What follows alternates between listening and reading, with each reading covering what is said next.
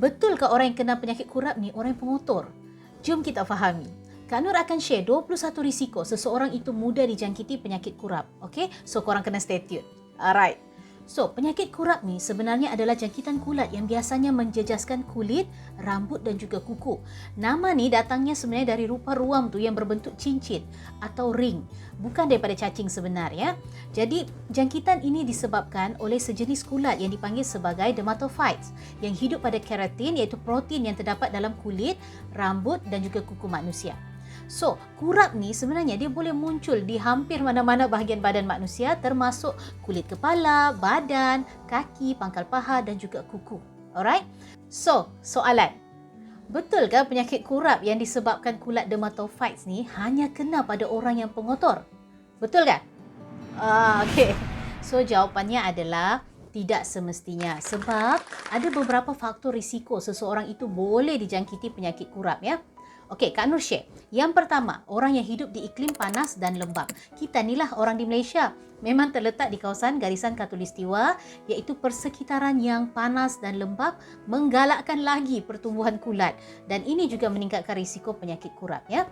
Yang kedua, kontak rapat dengan individu atau haiwan yang dijangkiti kurap ni lah. Maksudnya melalui sentuhan kulit ke kulit lah, ya. Dan ini boleh menyebarkan lagi jangkitan tu dengan mudah. So, contoh haiwan peliharaan ni macam kucing, anjing ataupun haiwan ternakan ni juga boleh menjadi pembawa kepada penyakit kurap. Yang ketiga adalah menggunakan tandas awam atau bilik mandi awam atau bilik loka, ya, di mana permukaan yang dikongsi dalam kawasan umum ni seperti bilik mandi tu tadi, ya, tandas tu, tempat yang kita duduk tu juga boleh menyimpan kulat. So, Kak Nur pernah ada tahu pesakit yang mana jangkitan penyakit kurap tu adalah di bahagian punggung dan pahanya, berbentuk macam duduk di tandas duduk tu. Ya, tapi alhamdulillah sembuh juga selepas kita rawat, ya. So, kena berhati-hati juga kalau kita guna tandas awam. Okey. Yang keempat, menyertai sukan yang melibatkan sentuhan fizikal rapat lah. Contohnya yang biasa gusti kan. Ini juga meningkatkan kemungkinan lah penularan melalui peralatan sukan atau melalui sentuhan kulit ke kulit. Ya. Yang seterusnya, risiko yang seterusnya adalah memakai pakaian yang ketat. Pakaian yang ketat ni boleh memerangkap kelembapan dan menyebabkan geseran. So, ini akan mewujudkan persekitaran yang ideal untuk pembiakan kulat, terutamanya di kawasan pangkal paha ataupun kaki, ya. Contoh, kalau orang yang memakai pakaian ketat ni, dia akan menyebabkan kawasan tempat-tempat yang tersembunyi ni, contoh ketiak, celah paha, kemaluan ni akan lebih panas dan lembab, memudahkan pembiakan kulat. Risiko yang seterusnya adalah berkongsi barang peribadi. Okay. So, orang yang berkongsi barang-barang peribadi ni dengan orang yang dijangkiti penyakit kurap seperti tuala, tempat tidur lah, sikat rambut lah. So, sangat mudah juga terkena jangkitan kurap ni.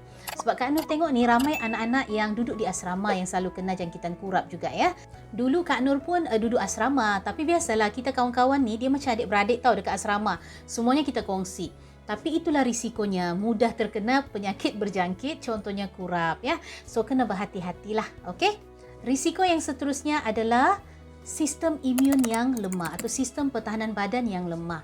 Individu dengan sistem imun yang lemah ni, termasuk mereka yang ada penyakit berjangkit, contoh HIV atau AIDS, ya, juga berisiko tinggi kena jangkitan kulat ni atau kita panggil ringworm, ya. Yang seterusnya adalah penggunaan ubat imunosupresif ataupun ubat yang menekan imun sistem. Contoh kortikosteroid, ubat kemoterapi boleh meningkatkan potensi juga terhadap jangkitan lah, termasuklah penyakit kurap ni. Yang kesembilan, kencing manis ataupun diabetes. Ini pun very common juga, ya, Kak Nur jumpa. Individu dengan diabetes ni dia mungkin mempunyai sistem imun yang terjejas dan lebih mudah terdedah kepada jangkitan kulit lah, termasuk jangkitan kulat seperti kurap ni. Ini memang ramai datang ke klinik Kak Nur bila diperiksa kadar gula dalam darah memang tinggi. Okey, kadang ada yang baru tahu rupanya dia ada kencing manis akibat jangkitan penyakit kurap ni. So, kalau korang kena penyakit kurap ni, Kak Nur sangat-sangat galakkan buat dulu saringan kencing manis juga. Okey, risiko yang seterusnya adalah obesiti. Berat badan yang berlebihan atau kegemukan juga boleh membentuk lipatan kulit yang memerangkap kelembapan dan memudahkan pertumbuhan kulat. Dan lagi satu, obesiti juga mengganggu sistem imun badan manusia. So, senang juga kena jangkitan. So, kena diet lah. So, yang ke-11 adalah hidup dengan penyakit kronik. Keadaan kronik seperti penyakit hati atau kanser atau mungkin kegagalan organ yang penting boleh mengurangkan kemampuan tubuh untuk menentang jangkitan juga. So ini akan meningkatkan risiko penyakit kurap juga, ya. So yang seterusnya adalah keadaan kulit yang kronik, ya, penyakit kulit yang kronik. Contoh, mereka yang ada masalah skin barrier dia problem lah. Contoh orang yang ada eczema, orang yang ada psoriasis. So ini juga mudah dapat penyakit kurap. Yang ini pun ramai juga datang ke klinik akibat masalah kulit kronik lah bersama dengan penyakit kurap ni. Mereka ni bukanlah orang yang pengotor, ya. Maksudnya dia ada masalah kulit menyebabkan kulit tu senang tumbuh, ya. Senang tumbuh dan membiak. Okey, risiko yang seterusnya adalah berkeringat berlebihan atau peluh berlebihan.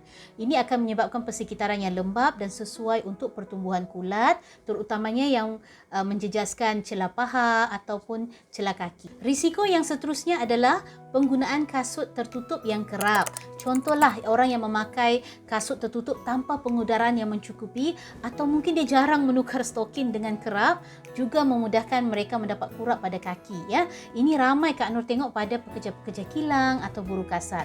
Sebab mereka ni perlu memakai perlindungan lah semasa kerja demi keselamatan, kan. Tapi itulah potensinya mudah kena jangkitan juga, ya. Risiko yang seterusnya, inilah amalan kebersihan yang kurang dijaga. Tidak menjaga kulit agar sentiasa bersih dan kering, terutamanya selepas aktiviti fizikal, meningkatkan risiko jangkitan kulat. Yang inilah memang kita boleh katakanlah sedikit pengotor, ya. Kalau di Sabah kami panggil pemihir. Okey. So malas mandi walaupun sudah beraktiviti, sudah berpeluh banyak tapi terus tidur je. So kulat tu memang akan senang membiak. Ya, so jangan jadi pengotor. So risiko yang seterusnya mudah terkena penyakit kurap ni adalah umur. Contoh kanak-kanak kecil lebih mudah terdedah dengan kurap kepala, ya, tinea capitis.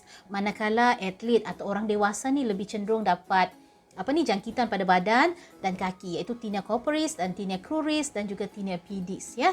So itu antara juga risiko lah, ya. Yang seterusnya pendedahan kepada tanah yang lembap. Sentuhan yang berpanjangan dengan tanah yang tercemar, terutamanya dalam persekitaran pertanian, boleh menyebabkan jangkitan kurap juga. Tapi ini jarang Kak Nur jumpalah, ya. Okey, risiko yang seterusnya adalah keadaan hidup yang sukar, iaitu orang yang hidup dalam keadaan yang sesak, yang tidak bersih, juga meningkatkan risiko pendedahan kepada jangkitan kulat, ya, ataupun kita panggil penyakit kurap ni lah yang disebabkan oleh dermatophytes. Yang seterusnya, aktiviti luar dan memburu. Aktiviti luar melibatkan sentuhan dengan haiwan liar atau tanah yang ada kulat ni, dia meningkatkanlah risiko jangkitan kurap. Risiko yang seterusnya adalah ada haiwan peliharaan tapi tidak dirawat dengan sebaiknya lah. Maksudnya tidak diperiksa secara berkala untuk jangkitan kurap, dan ini juga boleh menjadi sumber jangkitan lah yang berterusan dalam rumah. Okey? Dan akhir sekali adalah diet yang tidak seimbang, cara hidup yang tidak sihat. Orang yang malnutrisi, kurang nutrisi, boleh melemahkan sistem imun badan, ya. Dan ini menjadikan tubuh badan tu lebih mudah untuk kena jangkitan, ya. Suka tidur lewat, tidur yang tidak teratur, stres yang melampau, ini adalah cara hidup yang tidak sihat dan juga boleh menjatuhkan sistem pertahanan badan manusia. Ini juga risiko, mudah kita dapat penyakit kurap, ya. Okey, so adakah korang mempunyai risiko-risiko yang Kak Nur nyatakan tadi? So jom komen di bawah. Kalau korang rasa video ni bermanfaat, jangan lupa like, share, komen, ya. Kalau ada soalan, boleh tinggalkan di ruangan komen di bawah. Kalau Kak Nur ada rezeki masa, Kak Nur usahakan buat video penerangan, okey? So sharing sebab sayang, follow and subscribe for more. Assalamualaikum.